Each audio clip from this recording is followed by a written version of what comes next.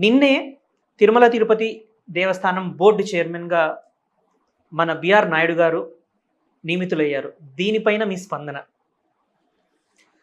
నమో వెంకటేశ, నమో శ్రీనివాస, హరే కృష్ణ. మనం ఎప్పుడు వింటూ ఉంటాం, మనకు తెలుసు. కళ్యాణాద్భుతగాత్రాయ కామితార్థప్రదాయినే శ్రీమద్వేంకటనాథాయ శ్రీనివాసాయ మంగళం. మంగళం అంటే శుభం కదండి. కామితార్థప్రదాయినే, మనం కోరుకున్నటువంటి ఆ కోరికలను తీర్చేటువంటి ఆ శ్రీనివాసుడికి మంగళమగ్గాక అంటున్నాం. అటువంటి మంగళకరుడైనటువంటి వెంకటేశ్వర స్వామికి సేవ చేయడం అనేది అసలు దర్శనమే గొప్ప. అన్నమయ్య ఏమన్నాడు?